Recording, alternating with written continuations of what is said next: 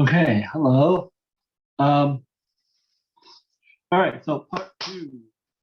Okay, so summation of contractions. Okay, so I'm gonna go back a couple of slides to explain one thing. Okay, so you can't get summation of action potentials. Okay, that doesn't work. So action potentials are none. But if you see this, do you see how short this time period is from here to here? Okay, while the actual tension portion is a little bit later, but the most important thing is much wider. It takes longer to contract and relax. So I can contract, and before I relax again completely, I can have another signal and another contraction. Okay. Okay. So realistically, okay, talking about different muscle fibers. Okay. I have one twitch. Okay, let everything go back to rest, and then have another twitch, and let everything go back to rest. The amount of time it takes to do that is about 200 milliseconds, so 5 times a second. Okay, but that's not how muscle really works. Okay, this is more like what happens in the lab.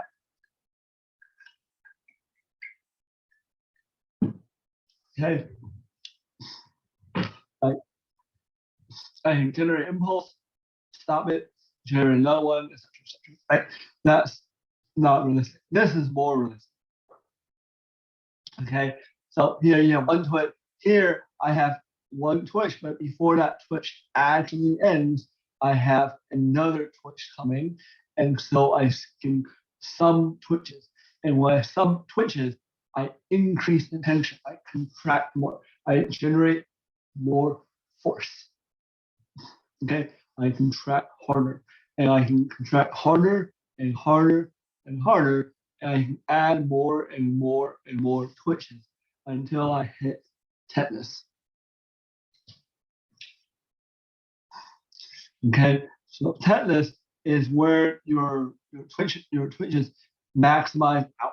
They don't go above that maximum tension level. That's as much force as you can possibly generate. Okay, you can keep adding twitches. This is more like not physiological, but again, if you do this on machine, you can generate complete tetanus, and that can cause a smooth gradient right here where maximum tension is. Okay, fatigue.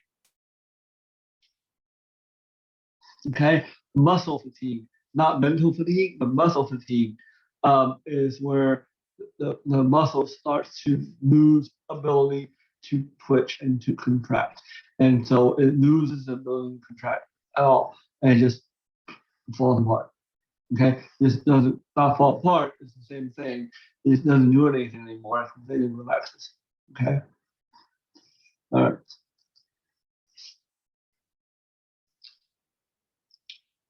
Okay. Um,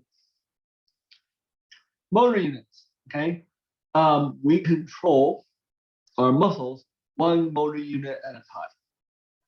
Okay, so one motor unit is one, okay, one neuron, and all the muscle fibers it recruits. Okay, attaches to.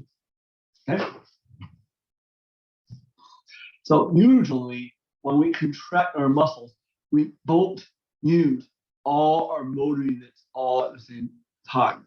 Okay, that would fatigue out the muscle very quickly because it doesn't allow any unit to rest. Okay, so there's 3 motor units here. So if you're holding something light, okay, like a pencil, you will contract motor unit 1, and then motor unit 2, and then motor unit 3. Okay, and then motor unit 1 again, and then motor unit 3, and then motor unit 2. But you just contract one of them and let the other two relax. And so in the relaxation state, they can, go back to normal. And so you can have almost continuous like holding. Like you can hold on to the pencil basically forever. It's not, you're not going to get tired out from holding the pencil in your hand, right? Okay. As you increase weight, okay, what actually happens is you have to recruit more and more and more motor units to hold that weight. And so the resting time for each motor unit becomes less and less and less. Okay, until you basically are like not able to rest very many motor units and keep firing them until you fatigue out. That's why holding a heavier thing causes you to fatigue out much faster than holding a light thing because your motor units don't have recovery time. Okay. So if you were holding something heavier, you would fire motor unit 1 and 2, 2 and 3, 1 and 3, and then 1 and 2 again. So the amount of time that one has is really like one has to rest is very short. So you fatigue fast. Okay. Okay.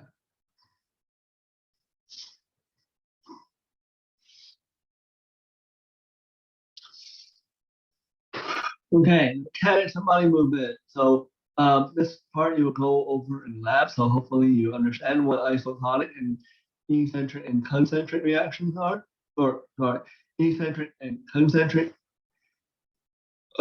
contractions are. Okay.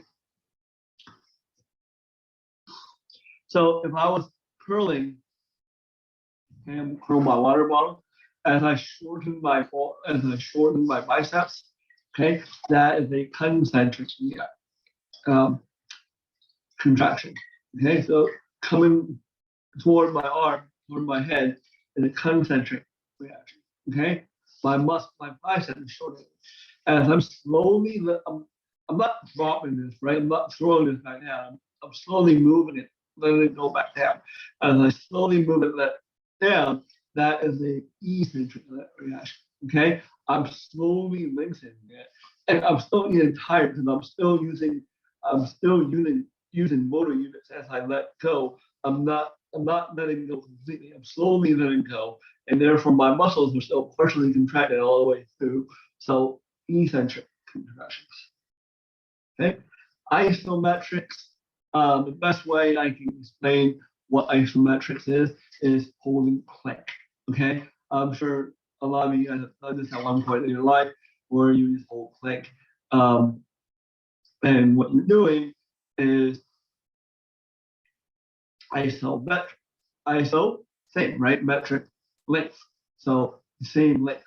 What happens is the sarcomere shorten while the elastic elements stretch, and then the sarcomeres lengthen while the elastic elements shorten, and therefore, like what happens is maintain the same length all throughout.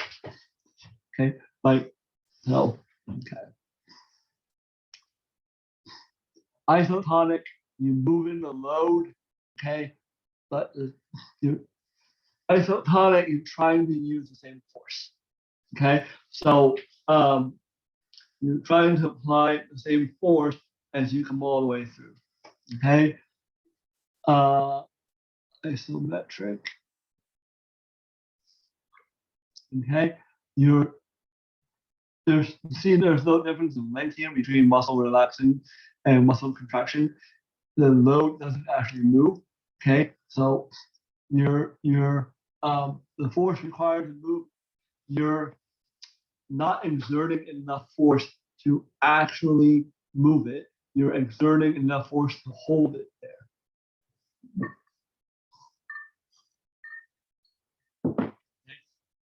I'm sure all of you guys have held something like really heavy before where you can kind of hold it there but can't lift it. Okay, that's isometric contraction.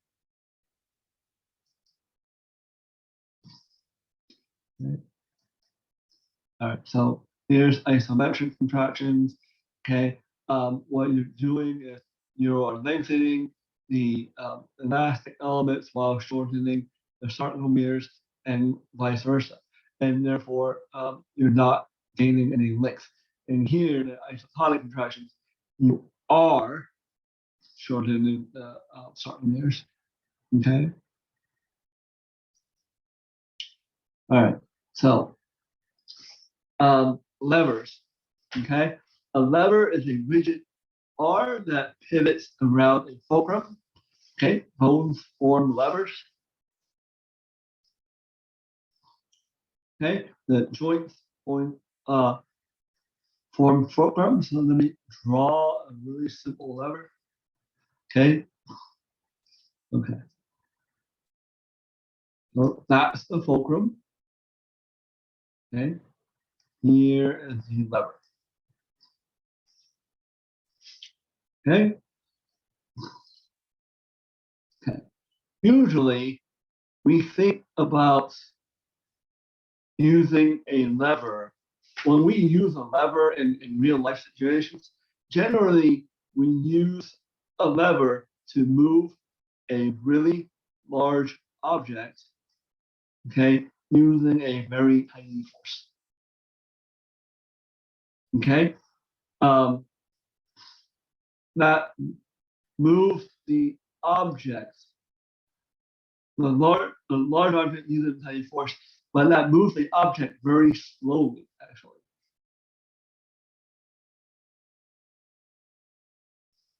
Okay. If you draw this, if you think about drawing this differently,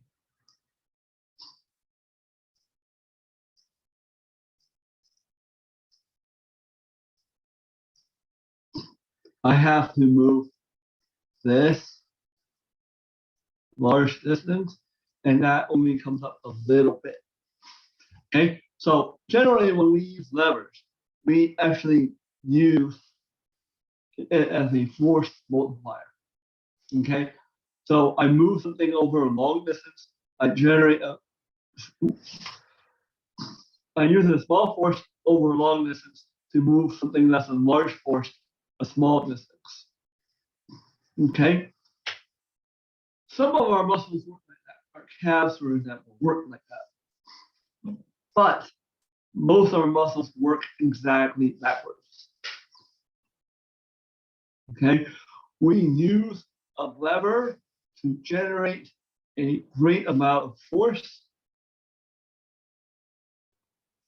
to move something up quickly. Okay, because it's more important to move quickly.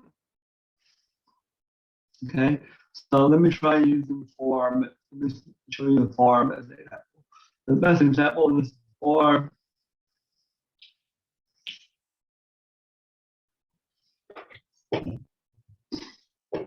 Okay, so apply force, load. Apply force, load. Okay, like we are using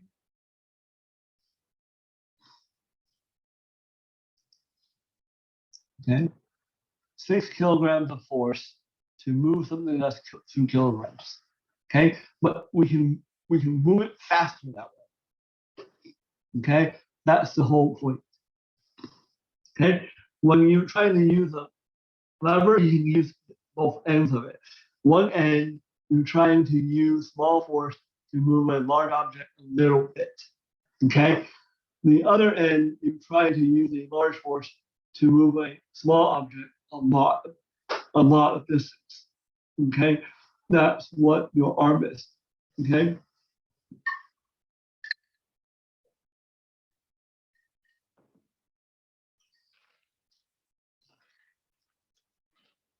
Okay. So your whole entire system, your whole entire body, all the muscles in it are basically, especially the ones that, well, there are some exceptions, but the ones that move most are levers. Okay. Okay.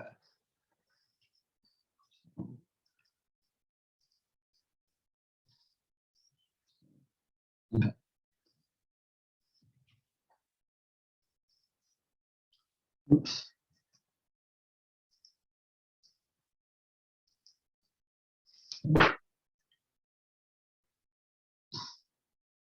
Okay.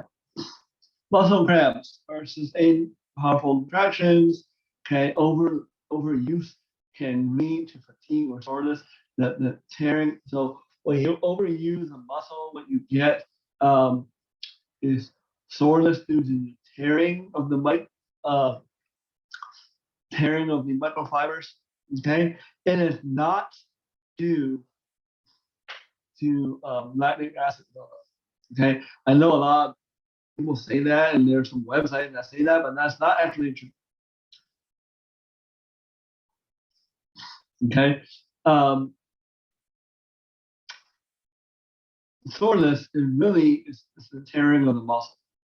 Okay, if you want to try something, on one day, run uphill. Okay, rest, see how sore you are, and 2 days later, run downhill. Okay, you would think the downhill will leave you less sore. Try it. Okay, all right. I'm not going to get into Millard's disease, but Duchenne muscular dystrophy, you should definitely try to understand. Okay, what it is. Okay, it's after dystrophin. Dystrophin is used in formation of muscle. So what happens is you lose muscle, and so as you grow older, instead of getting stronger, you actually get weaker and weaker and weaker. And that's really sad. And um, eventually die from it. Okay. All right. Okay. Smooth muscle we'll gloss over because it's really not that important. Um, okay. So okay. Um, okay. What's important about smooth muscle contractions are that these smooth muscle cells are connected by gap junctions, and there are the nerves that connect them are actually rheoscocities where the neurotransmitter leaks out. So all the muscles contract at about the same time. Okay. Um, okay. Um, let's see what's important. Okay. Uh, this is definitely true. Okay. So layers might run in different directions. That has a lot to do with where it is. Like in your stomach, for example, there's actually 3 layers, and all 3 layers run in different directions. Usually, in your digestive tract, there's 2 layers, and they run 2 different directions. Okay. Most important is muscles contract and relax much more slowly, so they're all super slow twitch. So you're not gonna have like um, the same type of response skeletal muscle part. Okay.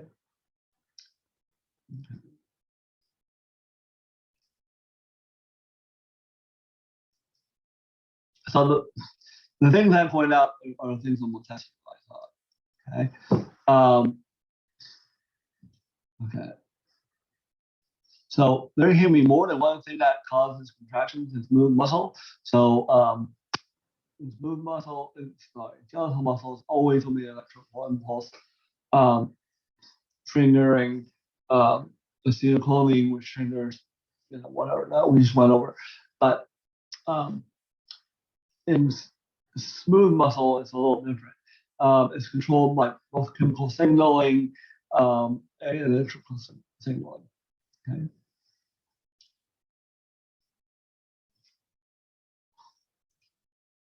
So nothing on here that's really not important. Okay, this is important. Okay, smooth muscles.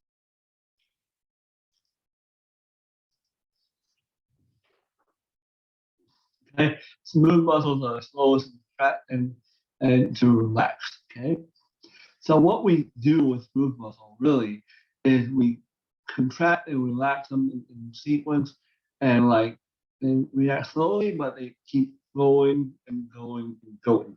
Okay, smooth muscle will contract and relax on its own. The only thing we really do with smooth muscle is we speed it up or we slow it down. Okay. You don't need to know the population controls, calcium, membrane channels. Okay. Okay. So smooth muscle have their own pacemakers. So that pacemaker, like I said, we can alternate the pacemaker by speeding up and slowing down, but we actually can't turn it off or on. Okay. Okay. Signals. Okay. Muscle. Okay. What I do want you to know, okay, are how the sympathetic and parasympathetic respond to smooth muscle. Okay, so if you see that, the most interesting thing is the alpha receptors and beta receptors. Okay, causes different responses to skeletal the norepinephrine. Okay, the alpha receptor causes contractions. Okay, so this is going to be blood vessels.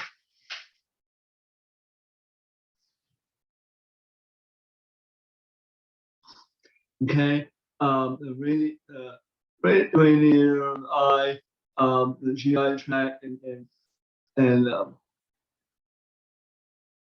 bladder, sphincters, and the uterus.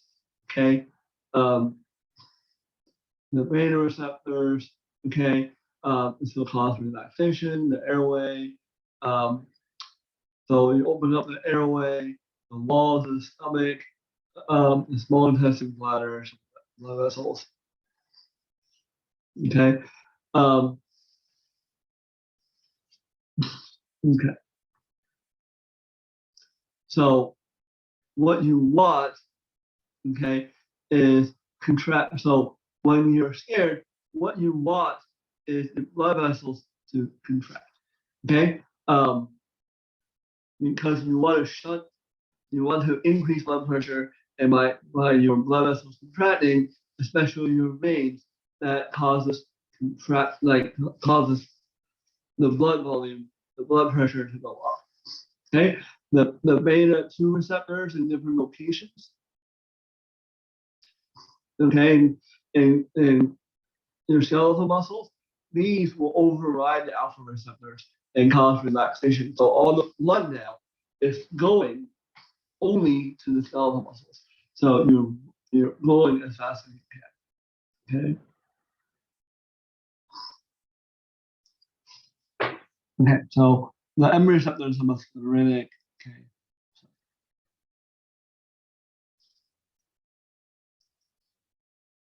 All right. Okay. So in comparison to the blood types. Okay, muscle types. Okay, so skeletal muscle, cardiac muscle. Sorry, I having a good day today. Okay, the cardiac muscle. Okay, unlike skeletal muscle, they're electrically linked together. There's one location or two locations actually, but one dominant location to have pacemaker potential, and that's the AV node. The SA node has pacemaker potential. The AV node also has pacemaker potential, but it is less. Okay. All right, so that's it for this chapter.